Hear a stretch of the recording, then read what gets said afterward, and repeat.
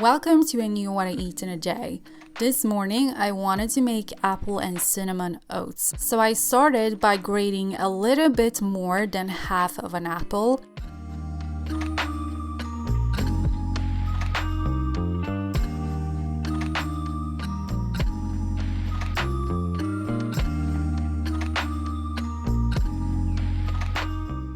And then I added the grated apple to a pot before adding rolled oats, water, a pinch of sea salt, cardamom, ground cloves, and cinnamon.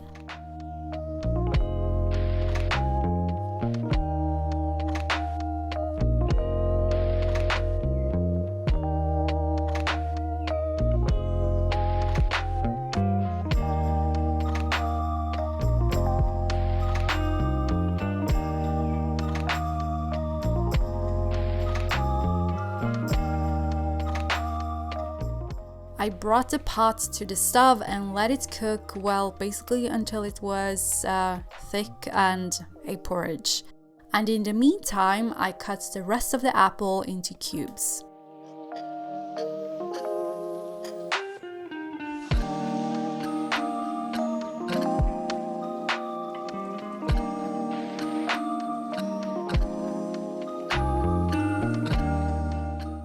Then I heated a pan with coconut oil, and once it was hot, I added the cubed apples and sprinkled them with cinnamon and cardamom, and I let them cook until they were softer and more fragrant.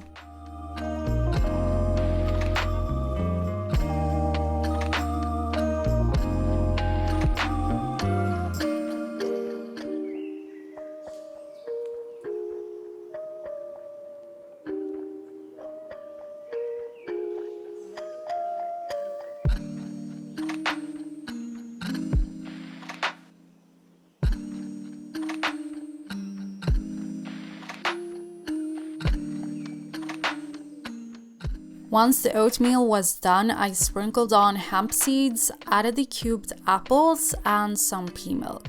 I really like this type of breakfast, but I rarely make it because I just feel like it's so much like washing dishes when I have to clean a pan and a pot, because those don't work very well in the dishwasher. So yeah, that's why I'm like, no, I don't want to do it, but it turns out so good. So definitely try this.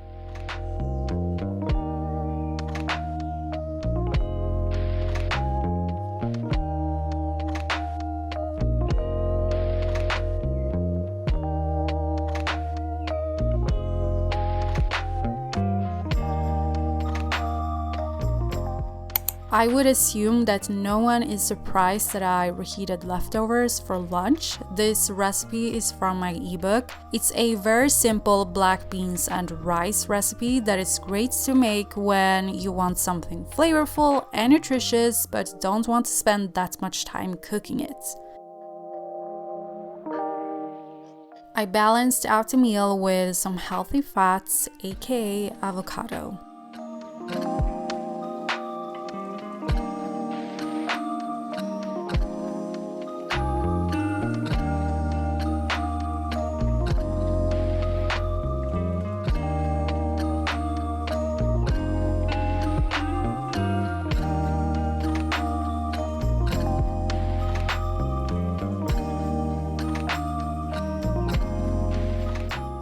Then I had these chocolate date energy bites, which are also from my ebook, and they are very delicious. I love to store these in the freezer and have them as a snack whenever I feel like having, something a little sweet. Lately, I've been following lots of Pinterest recipes because I haven't had enough motivation or inspiration to develop my own recipes, only baking recipes pretty much, but not cooking recipes. So for dinner, I tried this one pot ratatouille orzo. I will link the recipe below because it was so good. There were a lot of vegetables in this recipe, so I prepped them first so I could just, throw them into the pot when it was their time to shine.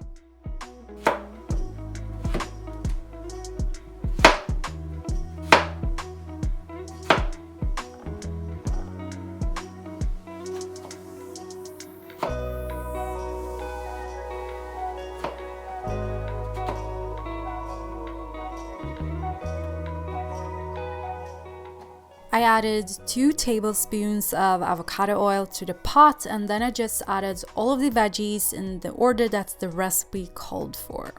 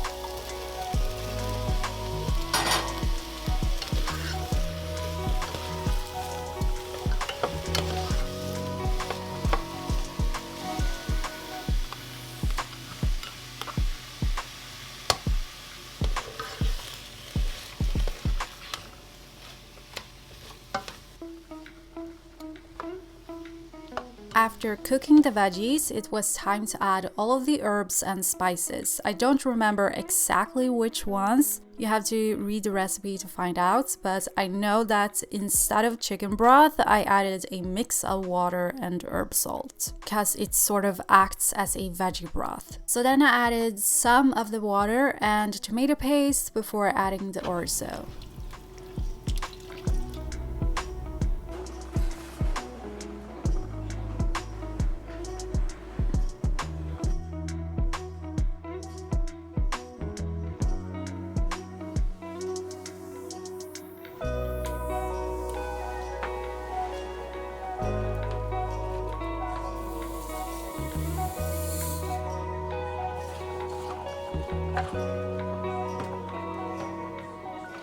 Then I added canned tomatoes and the rest of the water, and I let this cook until the orzo was done cooking basically. And while it's cooking, you also want to make sure to stir it frequently because the orzo tends to stick to the bottom of the pot.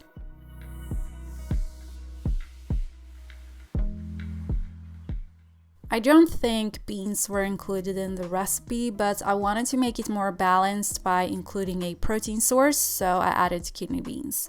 Then I salted to taste and added fresh basil, and that was about it.